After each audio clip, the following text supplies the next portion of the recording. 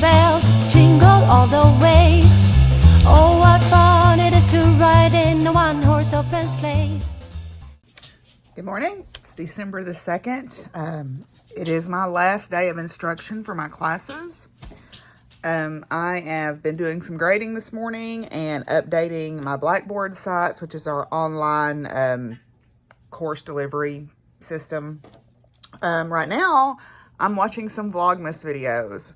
So, and I'm working on some crochet, so I'll show you all that. Okay, so I'm working on a CJ Brady shawl. It's called 1,000 Kisses. It's a crochet project. I needed something that was a little bit of a palette cleanser, and it seemed appropriate to be working on this because this yarn, which is Huloco, and this bag, which is Peapod Designs, were a gift from Vanessa, and I am watching her Vlogmas right now, so yay. It's good to catch up with my friends on Vlogmas.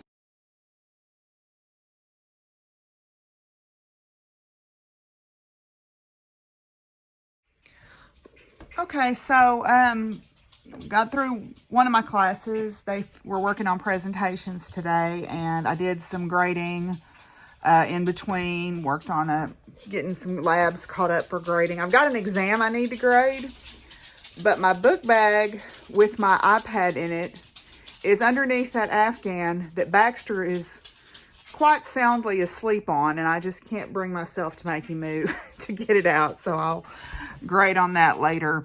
I worked a little bit on my crochet here, got a little bit more done on it, got another repeat put on it. It's a 4-row repeat.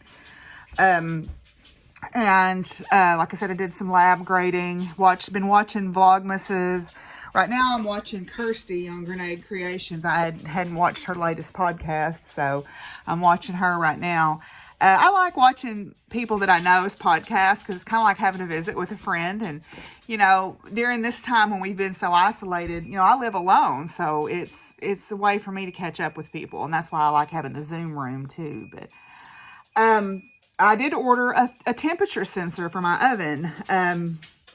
I guess, I don't remember if I told about this on my last podcast or not, but my oven, I was making a batch of jerky, and I had been marinating it for about 4 days, and I was very excited. It was innocent jerky, and my oven temperature sensor went out, and the thing tried to go supernova on me. I was in the back, because I dry my jerky at about 170 degrees Fahrenheit. I was in the back doing something, and all of a sudden my smoke alarm goes off, and I'm like, what's that? You know, it made me a little nervous. And so I come in here and there's smoke boiling out of my oven. It's about 700 degrees and it's getting hotter. Jerky's ruined, of course. And I'm like, what the heck is going on? Except it was a little bit more colorful language than that. But apparently the temperature sensor is bad.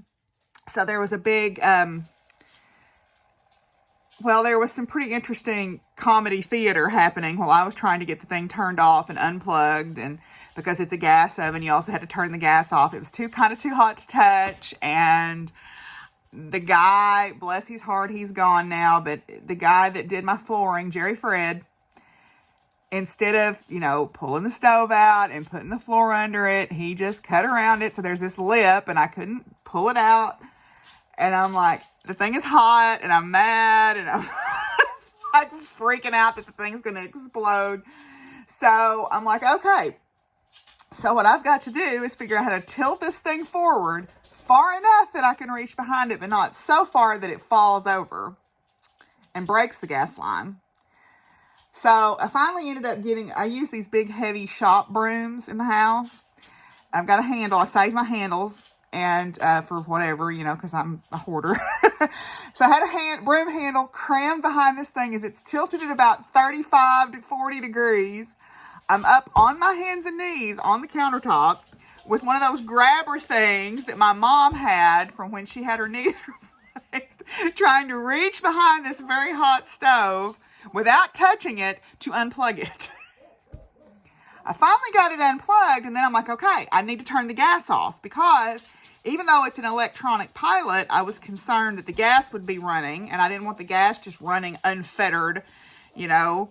So I'm like, okay, so now I've got to reach all the way down in there and turn the gas off. And the gas probably hasn't been turned off on this oven since it's been installed. And the oven is older than I've been home. So I've been home 16 years, 15 years now, 16, I guess almost 16 years.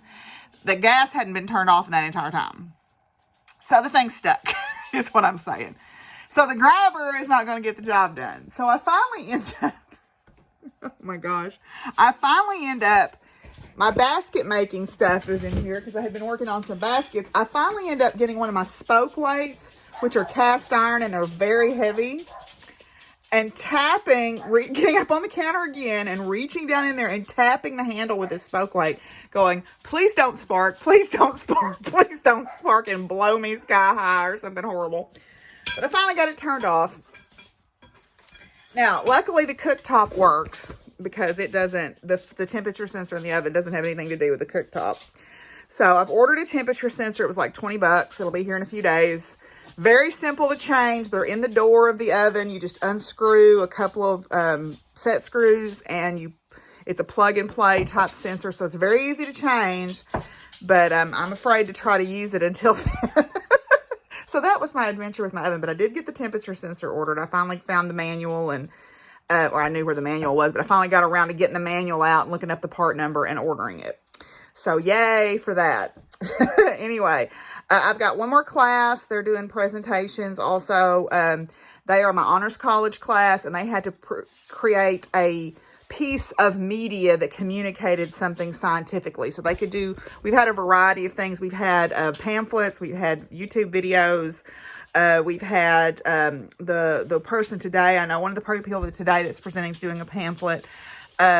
We had, at our school, we have classes that do what are called lavatory lessons, where they create a little document or flyer that they post in the bathrooms. So it gives you something to read while you're in the bathroom, I guess, at school. And she created one about blood donation, and we had one about white savior complex, which was really good. And one about the poison dart frog, communicating about the poison dart frog. That was it was a TV, it was like a talk show video with a song and everything. It was really cool. So anyway, yeah, so we're doing that today, and that will be my last class. I've got to try to get out and get chores done. We've got rain on the way, but I have office hours right now, so I can't really leave. But we've got rain on the way in early afternoon, so I've got to get out and get my chores done before the rain comes. But yeah, so that's what I've been doing this morning. Not a very exciting morning here, unfortunately. But that's my life. Well, I got my feeding done, and I learned an important lesson today. You know, those advertisements that you see, that targeted advertisement stuff that you see on Facebook or Instagram or whatever. Well, a while back, there was a rainbow Christmas tree. And I thought, cool. You know, support LGBT plus pride, whatever. I read the reviews. I thought, this is a really good price. It's almost like too good to be true, and I should have not fallen for it. But I read the reviews and said, oh yeah, it's 7 foot tall. It's just like it's advertised, blah, blah, blah. Okay. Came today. Here's my rainbow Christmas tree. So I got scammed. It was a bait and switch advertisement, apparently. There was no option to order a different size because I went back and checked, but it's a bait and switch. It's a company that's not located in the United States. They mail it from what looks like a United States address when you look at it, but if you track it, it's coming from overseas. And this is what I got. I mean, it's cute, but it was not worth what I paid for it. I mean, I didn't pay a huge amount for it, but still.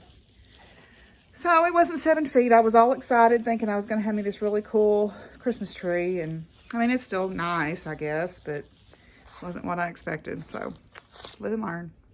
Busy. Kitty, kitty. What? Meow, meow.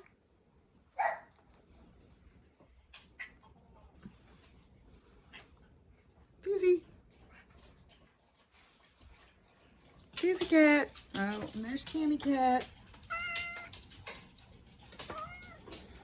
Yeah. And Simon. Simon. Oh, and there's Luna. It's Cat's a million. Yes. Mr. Busy. Well, I finished the increase section on this 1,000 Kisses shawl here. Now I'm starting, it's just a little scarf. It's like a shawlette. It's a little, oh, hi, Willie. A little scarf. I've actually got an online tarot class tonight. I'm taking an intermediate tarot class with my friend Gina, and it starts a little bit, so I've got that to do. So I think I'm going to sign off for today in Vlogmas, but I did get, I got all the increase section done, so now I start the decrease section. So, yeah. Anyway, I love how this yarn's working up. Anyway, y'all have a good night, and I'll see you tomorrow. Peace out, y'all. Bye. Oh, jingle bells, jingle all the way.